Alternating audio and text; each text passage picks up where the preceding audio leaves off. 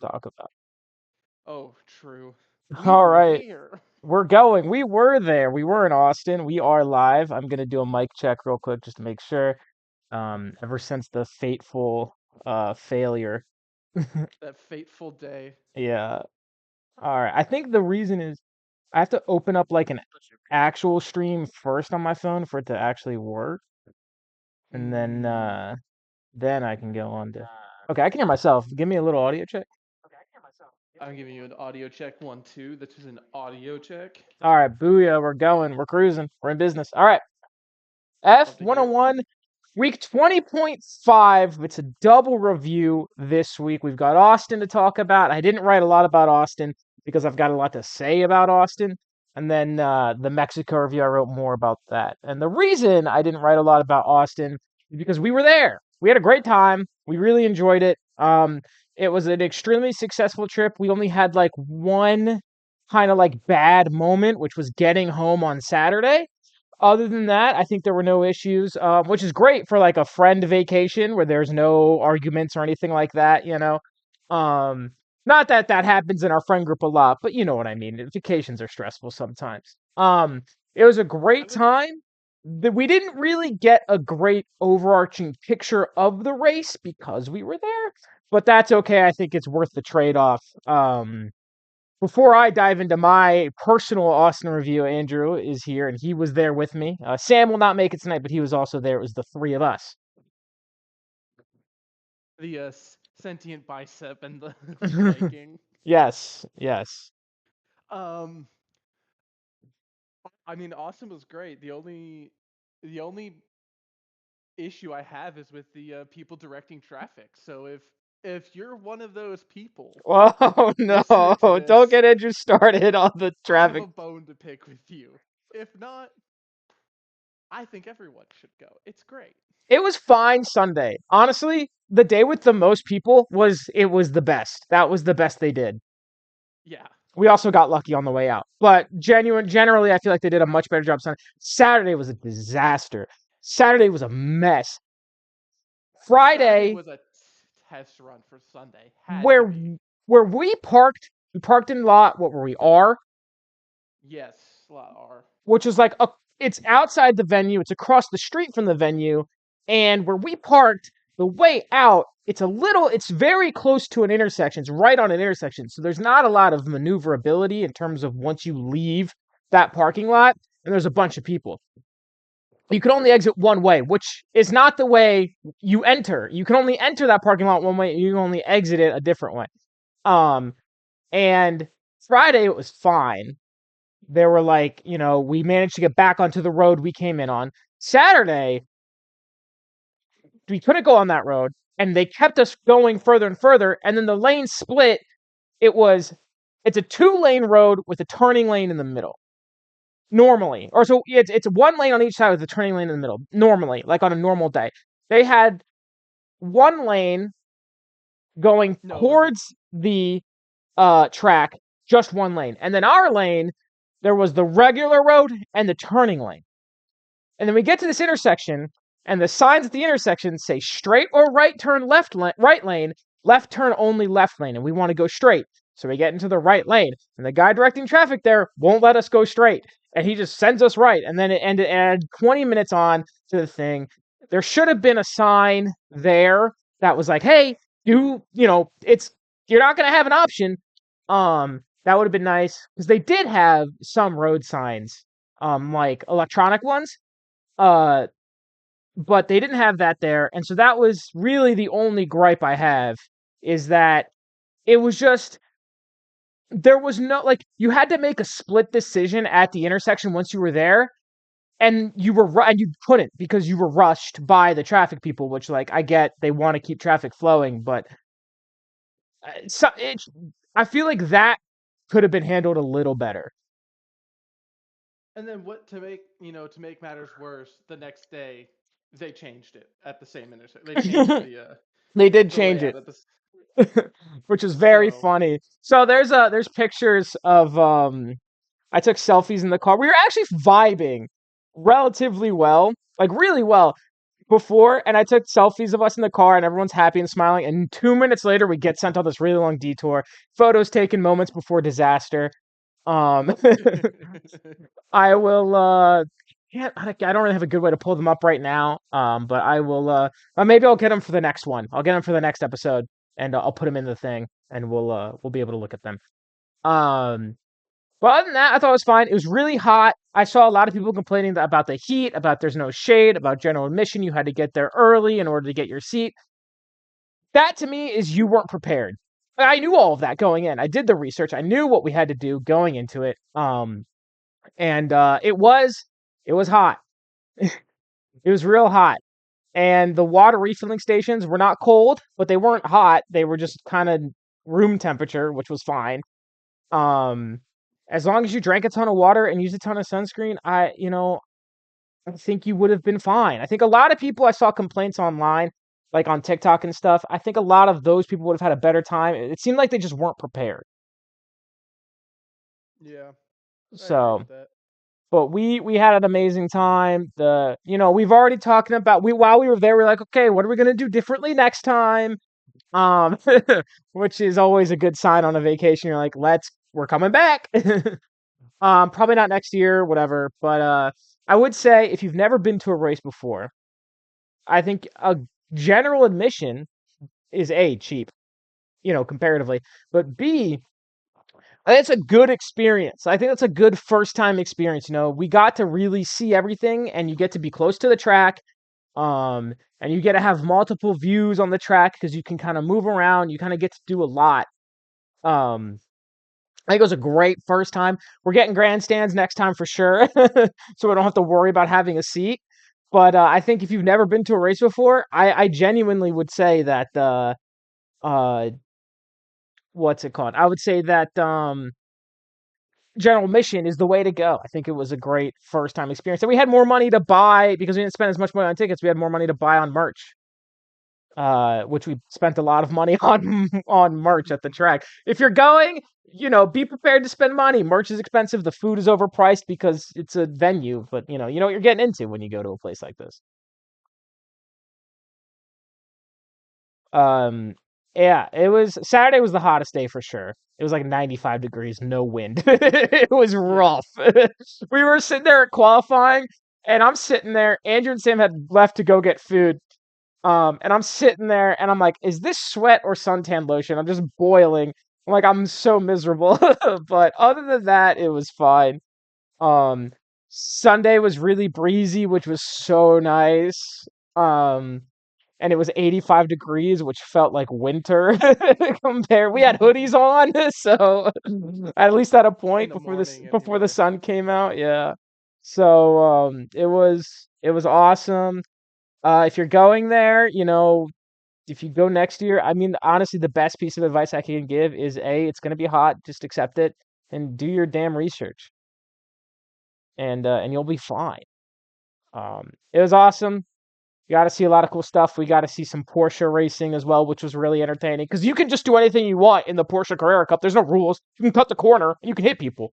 They don't care. They needed the Porsche. They were doing Porsche Cup rules at Mexico this weekend. Damn.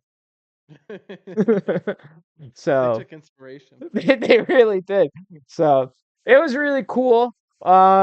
It's one of those things where it's like I hope it's not a once in a lifetime experience, but if it is a once in a lifetime experience, I'm glad I went. I doubt it. I doubt it as well. Oh, and then the airport was a whole thing, but that's different. I got Not gonna sick. talk. I got really sick afterwards. It's fine. But that's travel. If you're going, apparently people flying out Sunday night had no issue. But if you're going and you go there next year, get to the airport at 3:30 in the morning. I don't care when your flight leaves. Get there at 3:30. We got there at 3:30 and we got to line up inside for the TSA line. Unlike everyone who got there after us who had to line up outside. So get there early and then go eat a really crappy Einstein Bros bagel sandwich, and then it'll make you nauseous on the flight home. That's what I did. Damn. So it was a good time. We had a lot of fun. We were prepared. Good food. we weren't in the city of Austin. We didn't get to explore Austin because our days were get up, go to the track, go home, shower, eat, go to bed because we're exhausted. So, but I think it worked out that way because traffic I mean, there was no race traffic around our Airbnb. So Not at all. it was a really good time. I think we could probably spend an hour at least talking about it. Uh, it was awesome. I can't wait to do it again. And if they have these F1 like pop-up events, like they had the one in DC that me and Nate went to, and they do this little pit stop challenge thing. If you do this and you're like with your two friends who are bigger and stronger than you, and you're like, I'll make them carry the tires because the tires are way heavier. Wrong. It's the gun that's the heaviest part. Guess who found that one out the hard way? Oh, it was so rough. That gun was heavy and I was so sweaty. Um, but it was a lot of fun. And we got to see some really good racing. Which we're gonna briefly talk about. But before I get into the actual racing portion, Andrew, anything else you'd like to add about Austin? Any final thoughts? Um. What was your favorite part? Ooh. Aside from seeing the cars in person, because obviously that's the best part. So aside from that, like what was your favorite part about the venue, being there? I'm gonna have to go with I'm gonna have to go with our choice to change positions uh from between each of the races, because we got to see the sprint. We also got to see the aftermath of the turn one incident. Hmm. Um, we got to see a lot of good racing. We saw Stroll Uh, crash. we did see Stroll crash. We saw Hadjar spin out. Um, I liked having all of the different views. I Hmm. really wish we could have figured out a way to watch the race from the tower, but I don't. I think that's You're gotta standing be. though the whole time. I I would be okay with that. I think Yeah, it would maybe be a interesting. sprint. Yeah, A sprint would be good. yeah, I did, But I no, did, there's go ahead. I did like how so practice we were down at the hairpin, and we were like, we're probably gonna be here for the race. Let's see what the vibes are. Um, then we were at turn like 19 for Oh the yeah, sprint quali, yeah. and the sun was just right ahead of us, just blaring into our faces. It was that Brutal. kind of sucked. I was like, if I knew this is where the sun was gonna be, I would not have maybe sat here. So that was day one. Then we went to Target and bought lawn chairs, and then day two we had lawn chairs. And so for the sprint, we were at what turns turn two and three, Two and into then end of two into three. yeah, Yeah. and then for qualifying, we were on like the other end of that grandstand. We were at turns four, five, six, like the S's. And then for the race, we went back down to the hairpin, which was a great decision, I think, because there was a zero shot we were getting in turn one. So, um, really cool. I really like that as well. The tower, Andrew mentioned, there's a tower you can go to, and you get a really awesome overview of everything. That was really cool. The food was good. I thought the food was fine. Yeah. It was. I mean, it was slight. I think it was slightly better than your average stadium food. Sam did get the smallest pulled pork sandwich known to man. um, yeah, it was a good time. It was a good time. So we are tentatively planning going to another race in the future, whether it's at Austin. We've tossed around Miami and Canada, here and there. So we'll, probably not next year. At least no plans as of right now. But F101, you will be like probably the third people to hear about it. Our friend group being the first, and then like extending friends being the second, and then F1, and then the world.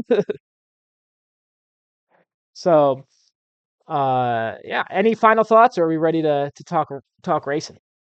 Let's talk some racing. All right. So awesome review. We had a great time. Um, if I didn't get sick afterwards, I probably would have done like an F101 session over the weekend, where we could just talk about our time there. But unfortunately, I got really sick. So the sprint finishing order went Verstappen, Russell, Sainz. That's your podium. Hamilton, Leclerc, Albon, Tsunoda, Antonelli. Those are your points. And then Lawson, Gasly, Bortoleto, Hadjar, Hulkenberg, Colapinto, Bearman, and then Alonso, Piastri, Norris, Stroll, Ocon didn't finish. We're not going to spend too much time on this race because it's old. Everyone's talked about it, but it was one of the very few times the sprint was more entertaining than the actual race.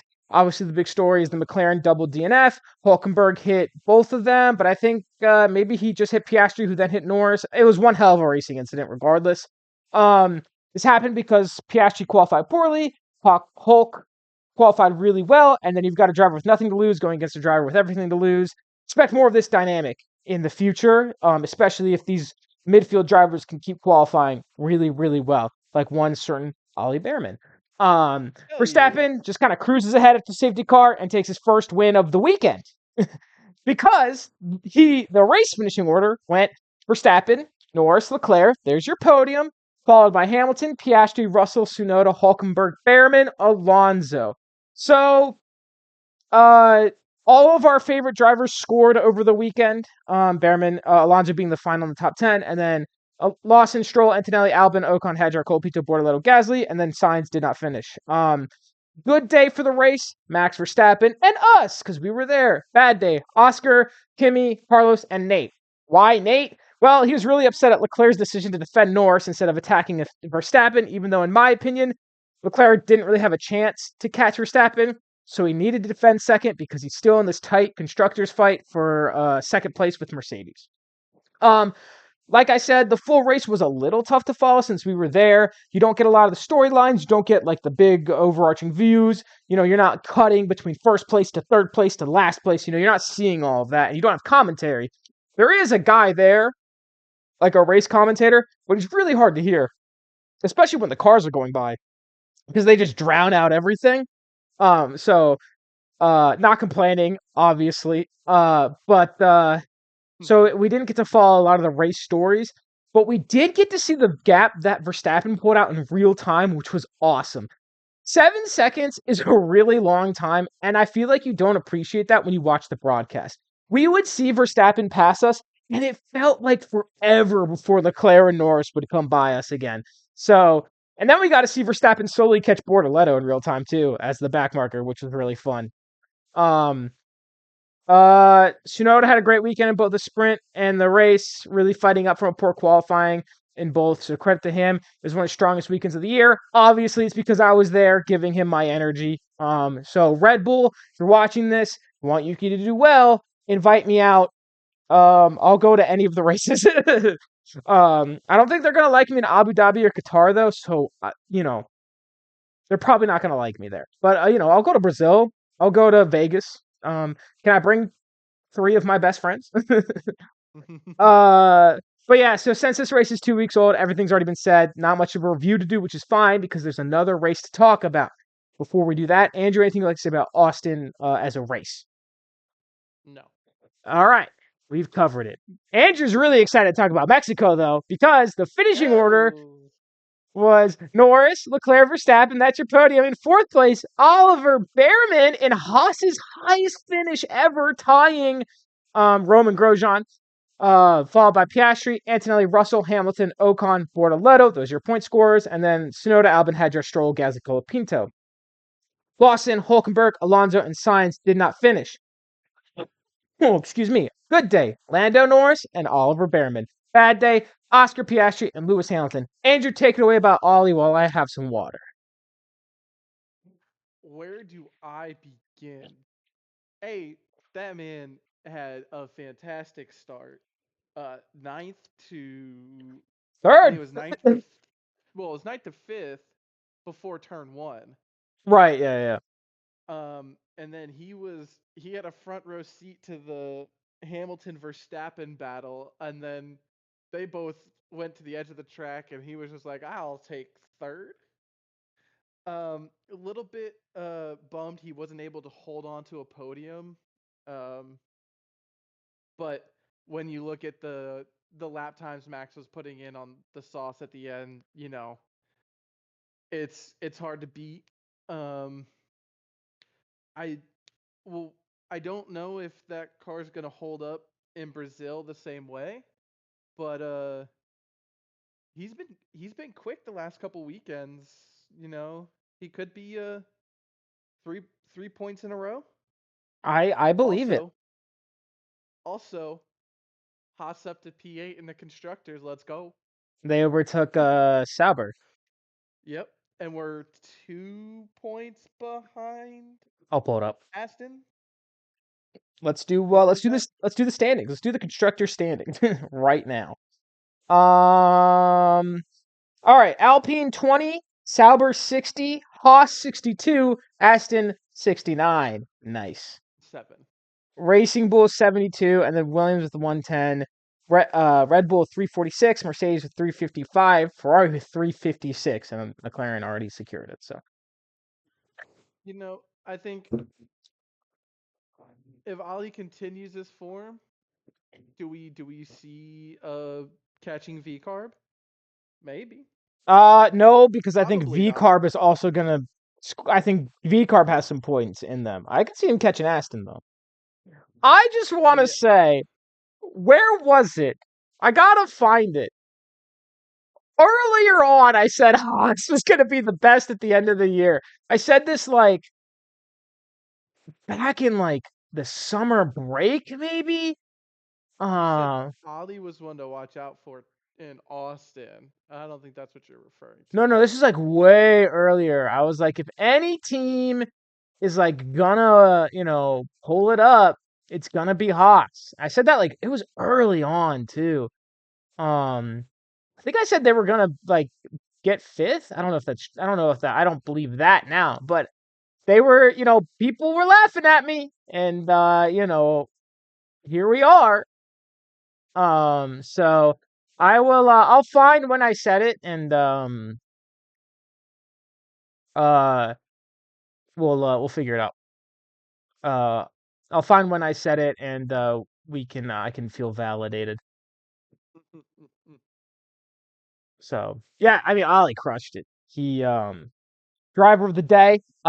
He was on Well fire. deserved. He qualified really well. I mean, yeah, he only qualified like only ninth, but like that's amazing for the Haas. And like if you saw qualifying with the track evolution, if he would have gone last, I bet you he would have qualified even better. Mm-hmm.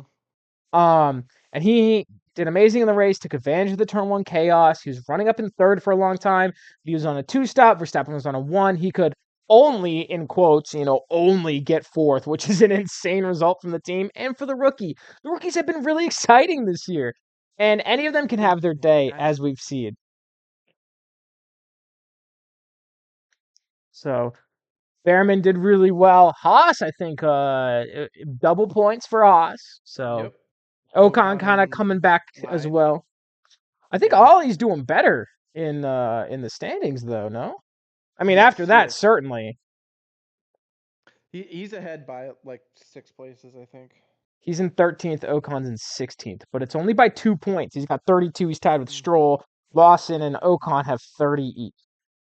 So it's close in there. It's close in there. I believe Nico it. Hulkenberg's in ninth with 41, which shows you how much that and Hadjar with 39. So and Sainz with 38. All three of them have a podium. So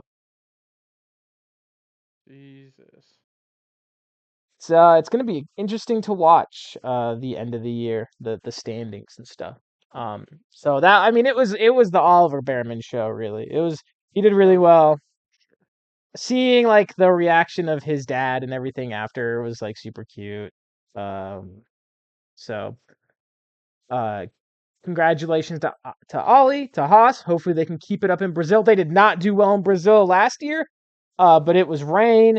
It was Ollie's second ever race. It was Brazil last year was a bit of an anomaly. So You know what? Oh, but here's the thing. Ocon did well, even in if it Brazil, wasn't an Alpine. yeah, Yeah. So I believe. I do believe early predictions are it's going to rain again. I'm shocked. So that'll be interesting to see. So yes, congratulations to Ollie. He he crushed it. It was awesome seeing him up there. Part of me wanted him to get third, but as a Verstappen fan, I'm happy that Verstappen got third. um, Norris takes the win, though. He just takes the lead. He takes lead of the World Drivers' Championship from a struggling Piastri by 1 point. It's all to play between them. And while Verstappen's current 36-point gap to Norris is large, it's not unsurmountable, especially for Verstappen. You know, we know what he can do. And I think you're foolish to say that he's completely out of it. Is it unlikely? Maybe. But is he, like, if you know F1, you're not saying that Verstappen's totally done. You know what I mean? So, regardless, it was a statement win for Norris. He wins by 30 seconds, which is the largest margin of victory this year, beating out Verstappen's 19-second lead in Monza. Norris has been on a tear lately, and now the weak link of the team is Piastri, who's been struggling. His form dipped around this time last year. Maybe he lacks the stamina, the mentality to keep racing this late in the season.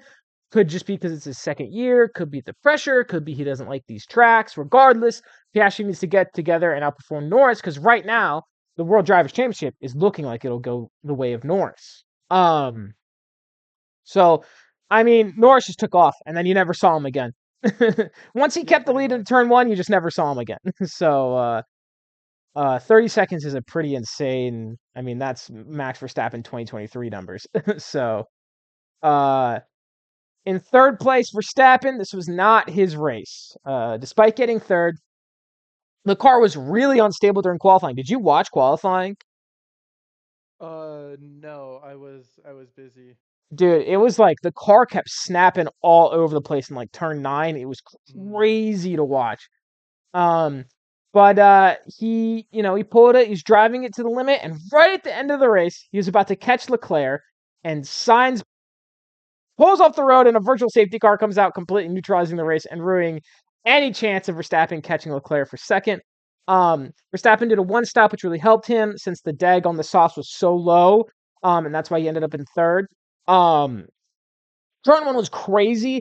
I don't even like. You got to watch it to see what happened. There were 4 cars wide in the turn one. It was McLaren, it was Norris, Hamilton, Leclerc, Verstappen, or no, Leclerc, Russell, Norris, and Verstappen all side by side into turn one. Everyone's going off the track.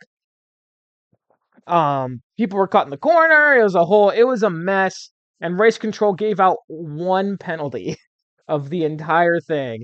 And it was a 10-second penalty for Lewis Hamilton after leaving the track and getting an advantage on Verstappen. I think this was way too harsh. It should have been a 5-second penalty, in my opinion, given that Verstappen had also gone off track, given that everyone had gone off track earlier. Hamilton didn't get this for turn one. He got this for turn like 3, 4. But still, it was a 10 seconds was too harsh in my opinion, and eighth was the best Hamilton can muster after this, after the 10-second penalty. I don't agree with that. I think it should have been 5, and I think everyone should have been penalized other than like Lando. Lando was, I think, the only one who didn't do anything wrong because by the time it got to turn 3 and 4, he was ahead. But like everyone should have been penalized. Like there should have been way more penalties than just Hamilton in that moment. But it is funny to watch Hamilton just kind of cut across the grass. If you watch the replay, there's like an escape road that you're supposed to take, and he did not take it. He was just like, "I'm going a different way, man. I'm doing this my way." And that obviously did not work out for him. So Hamilton's best chance of getting a podium this year, probably, unfortunately taken away. But he does love Brazil, even if, and he is very strong there, but so is Max. So, uh, Leclerc, qualified really well, qualified second, gets up there, keeps basically second the whole race. Verstappen was catching him, and it would have been interesting to see if they actually got to race like for 2 laps, what that would have looked like. Just because Leclerc and Verstappen give us very good racing. They know each other well. They know their racing styles well. So, but unfortunately, we did not get that. But before we get into that, we got to get on to George Russell. The Uh, diva. He was super spicy, super diva on the radio this week. Quote, there's a fucking car up my ass, a car that's a lot faster than ours. Do you want me to just let him by? He was arguing to swap positions with Antonelli to go chase Bearman. Then he couldn't catch Bearman, so they swapped back. The whole time, Piastri's trying to overtake them, and he can't do it during this kind of portion of the race. Eventually, Piastri does overtake them. Um, Shout out to George Russell. The middle of the race was the George Russell show. He kept us entertained, and it was great. So, lots of fun radios for him. Go listen to those if you get the chance. He was going off. He was getting real spicy. I and I can, found it funny is like once he did get the switch around too, it was very much a well you were talking it, now you got to go figure it out because couldn't catch Bearman, and then the minute Piastri passed Russell, Kimmy was like, "So are we switching back yet or yeah, what?" yeah. Kimmy was on it. So it wasn't Russell's best race. Wasn't his finest moment. Honestly, a lot like the middle portion of the race was really just kind of like business as usual. Like it was just kind of like waiting for an opportunity. I think Yuki had like a 12-second pit stop, so that really fucked them over. Um, Signs. Okay, so we gotta talk about signs. You're just gonna have to let me read this verbatim how I wrote it, okay? Signs, after starting with a 5-place grid chop, got a 5-second penalty for speeding in the pit lane. Then he got a drive-through penalty for speeding in the pit lane when he went to serve his first speeding in the pit lane penalty, and would have probably gotten another speeding in the pit lane penalty when he sped in the pit lane to serve his drive-through penalty for speeding in the pit lane. While serving his 5-second penalty for speeding in the pit lane, but he retired the car before he could continue the cycle. Rough day for him. Something was wrong with the car. The speed limiter was clearly broken. So he kept speeding in the pit lane. Then he pulls it off at the end, like off track, and a virtual safety car. So he's sitting on the side of the track for like 2 laps, where it's just yellow flags in that sector. And then just as Verstappen's about to catch Leclerc, you get the virtual safety car. Now I get the virtual safety car is important. I don't think it was wrong to do the virtual safety car. I just think the timing sucks. Apparently, Sainz's car caught fire, and that's what sets off. If a car catch fire, it automatically sets off a VSC or something like that, or it tells like the race director, like, "Hey, we should do this because there's a car on fire." So, that was part of it. Marshals were on track or near the track as well, so that was part of it. Shout out to the marshals. They are very, they're not paid for that. That's a volunteer position.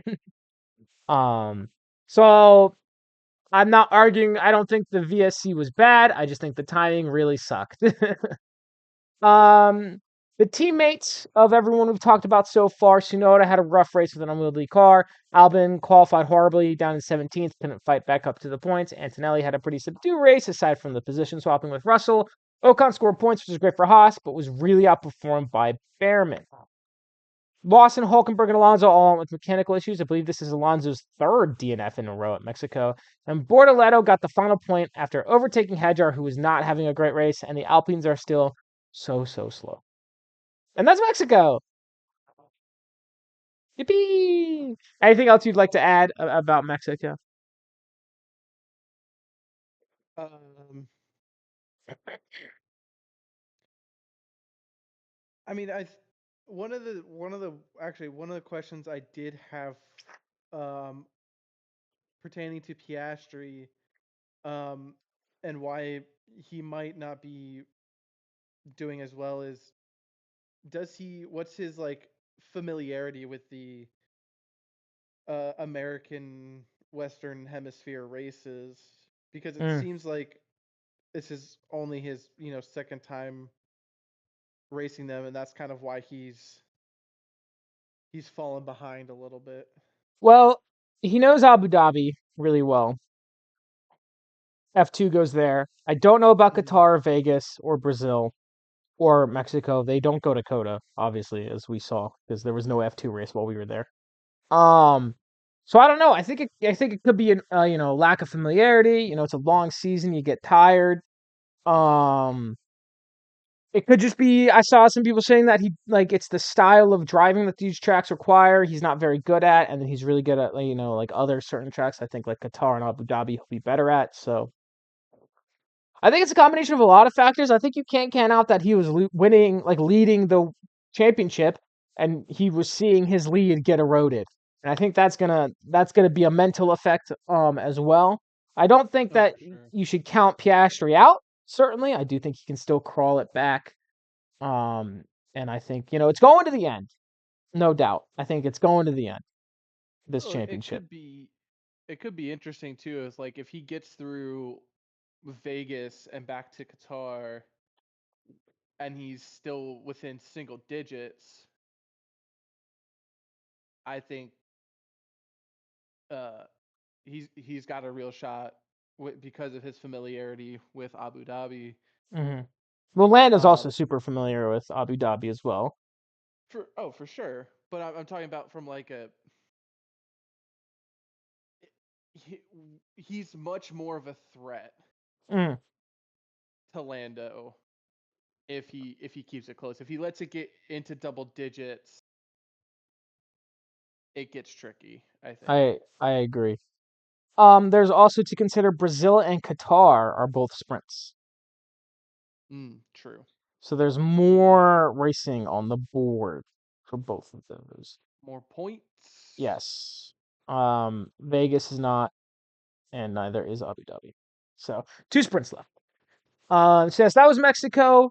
A lot of the hype of this race was immediately killed by the virtual safety car. Uh, so that's Mexico. And that's our double review. Pick the podium. The hunt continues. It has been 34 weeks since a perfect podium has been predicted. Andrew, last predicted podium in Spain of 2024. 34 F101 weeks, not real weeks, obviously. It's been over a year in real time.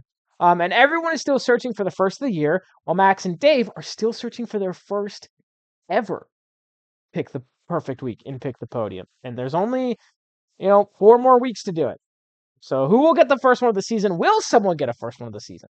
Or is shows that it's really hard to do. It's only ever been done 4 times. I think it's four. Let me I think I pull have up this. two. Yeah, yeah. Majority. You've got two. Nate has one. Sam has one. Yeah, You have. Would you like to know some statistics here? You have predicted absolutely. first place correctly 12 times. I've predicted it 10 times. Nate 12. Sam 13.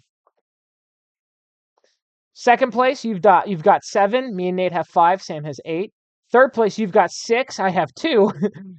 Nate has 5, and Sam has 6. This year, that's total between this year and last year. So this year, you only have 3 first places and 4 second places. I've Correct. never gotten third place right. You have not gotten third place correct this year. That's hilarious. I love Yeah. that. Honestly, neither have I. I've got 5 first places and 4 second places. Nate 6-2-2 for second, third, and Sam 5-5-2. So that's how it's shaken out.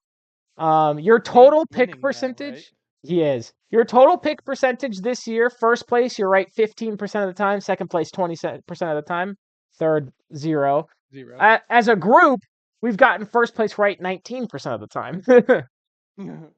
And total, as a group, we've gotten first place right 23.86% of the time. Yikes. So last year, your first place percentage, 37.5. I was on one. Well, last year was easy. You just pick Verstappen. Yeah, you got 9 first places correct. Um, so you picked Verstappen 14 times in a row, and only 14 times. Then you started picking Norris, and then you had Leclerc once. So you did not really spread the love last year. I mean, like Nate, who's not spreading the love this year at all. So Well, um, someone's got to. exactly. So that the scoring. Nate isn't first with 400. Sam has 397. I have 3D1. You have 347. A perfect weekend from you puts you back in this thing. Yeah, I know. And then Dave has 66. We're not talking about Dave. So that's the status of this year. And I just one administrative note. We are back to normal programming next week with the Brazil preview and should be like that for the rest of the year. I have a little schedule in here. So November 5th will be the Brazil preview. The 12th will be the Brazil review. November 19th is the Vegas preview. November 26th potentially is the Vegas review. And I'm sorry, 19th is the Vegas preview. 26th is the Vegas review and the Qatar preview. However, this is the Wednesday before Thanksgiving. So that is subject to change / cancellation because I think everyone's going to be various. Like, I don't know where we're all going to be. I have no idea. Well, I kind of know where I'll be. I think I might be in Buffalo. No, I'm going to Buffalo for Christmas. Will Buffalo stream? No, I think I'm going to Buffalo for Christmas. Oh. I don't remember. That's why it's subject to change and cancellation. December 3rd is the Qatar review and the Abu Dhabi preview, and then December 10th potentially is the Abu Dhabi review and the year-end review. That is also subject to change. I don't know if we'll do the year-end review as its own show. We may do the Abu Dhabi review on like that weekend, or maybe like a different day, just because it's the last one of the year, so we might do something different for it. But that is the tentative schedule. So there's only 6 more shows left before the end of the year. F101. Wild. F101, the only show on Twitch where I ramble for 40 plus minutes at a time. But yes, so 6 more shows. There's only 4 more races. And we will see you next week for Brazil. Any closing words before we get out of here? I'm just saying, the only show where you ramble for 40 minutes straight until we start our fantasy football show. And until Andrew starts his fantasy football show where he does all of the work, yes. Man, I'm telling you, this is like fun, but I'm starting to feel it. I'm really starting to. My quality of writing has gone down. It's a lot of writing to do, man. It's fun, but I'm like, man, it is a long ass season. So yeah, we will. It only gets bigger from here. Wait till you see what I got in store for next year. Oh Lord, I'm getting guests on the show. Christian Horner, Flavio Briatore, Barney Ecclestone, all of the worst. Have you been canceled? I want to know your thoughts about Formula One. Please no.